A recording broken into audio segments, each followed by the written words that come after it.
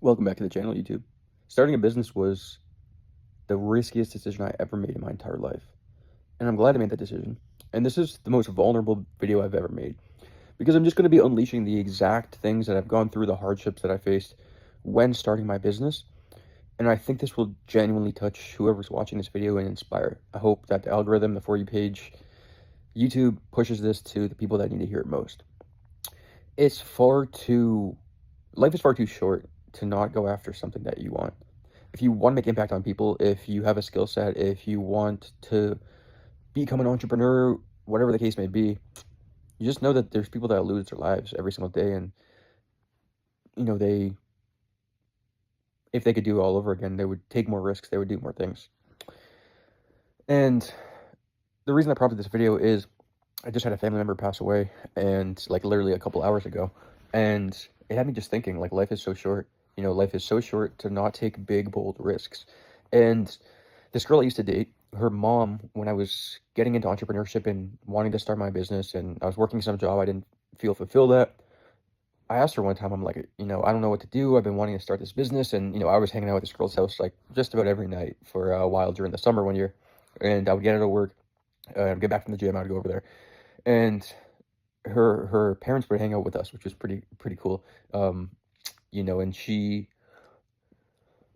I remember just one time said, like, like, what's holding you back? What's preventing you from not starting this business? Because I had told her that I wanted to, I told her that I wanted to leave my job and go work as a personal trainer at a high-end corporate gym, and then use it as a stepping stone to start an online fitness coaching business. And she was asking me, like, what is preventing you? Like, what's holding you back? Like, why not? Like, you're literally 22 years old. Like, why not do this?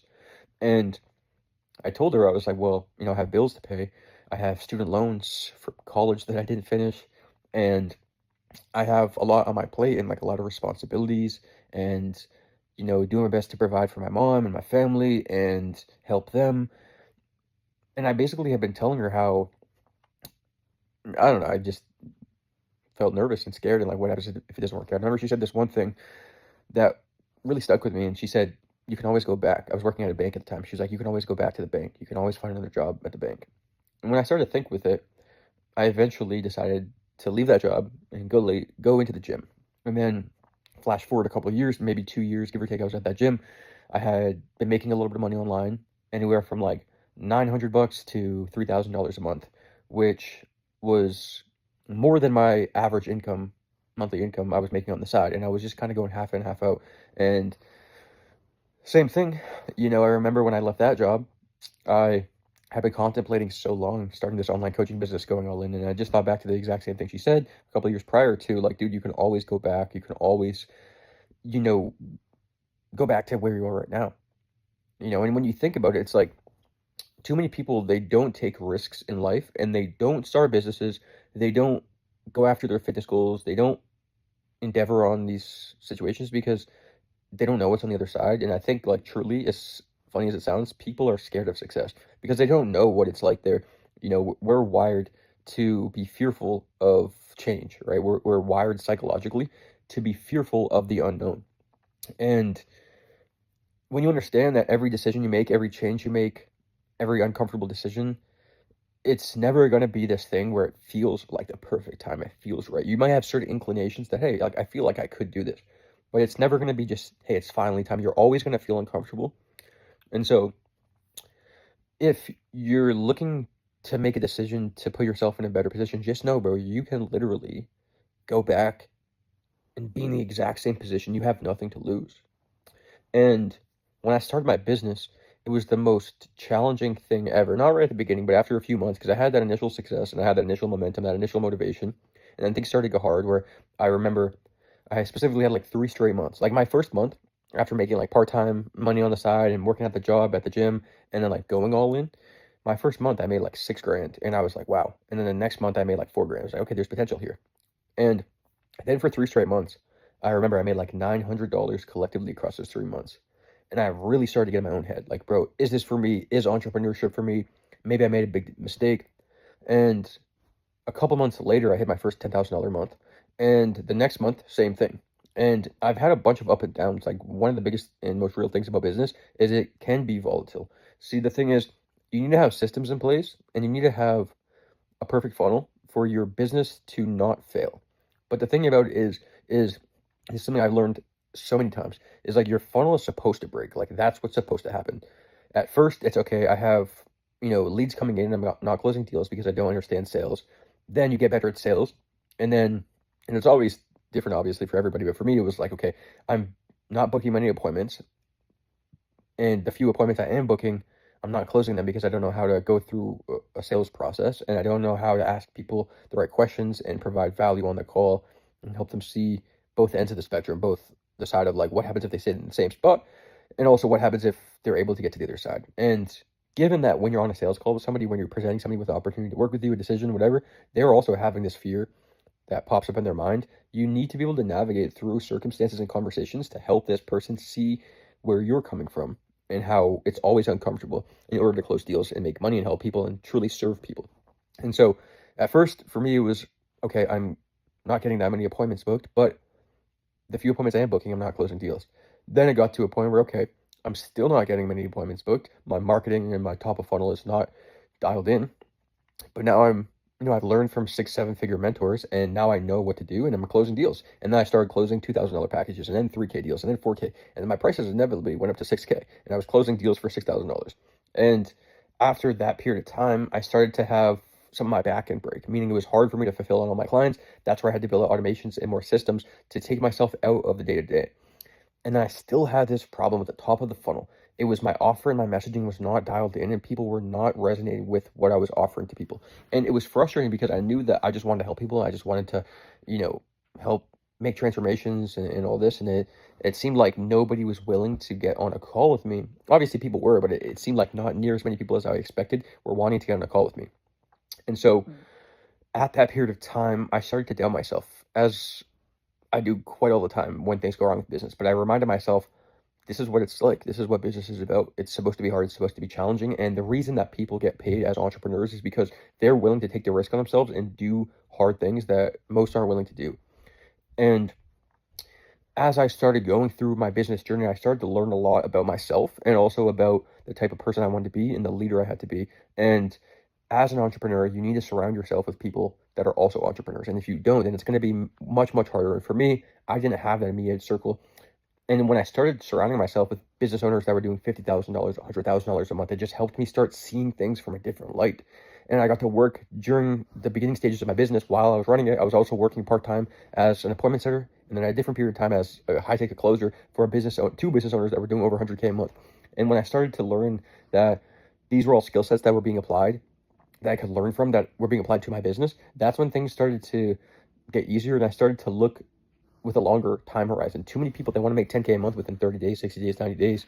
And yes, that's possible for sure if you understand and you have a foundation. But I was going into this with no understanding of online business, no understanding of funnels, no understanding of paid ads or marketing or organic content, any of this stuff. And I had been essentially expecting myself to hit 10K a month within 30 days. And I was mad that it took me like 4 months to get to my first 10K a month. And then when I hit it, it was frustrating when I was trying to scale further and I wasn't able to, essentially do quite that. And the biggest thing I want to get you to get from this video is you can only scale a business as far as your personal development allows you to.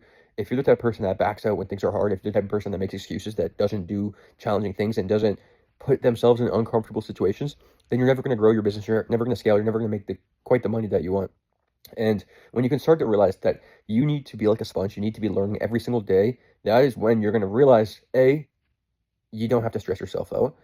Who cares if it takes you 12 months to get to 20K a month?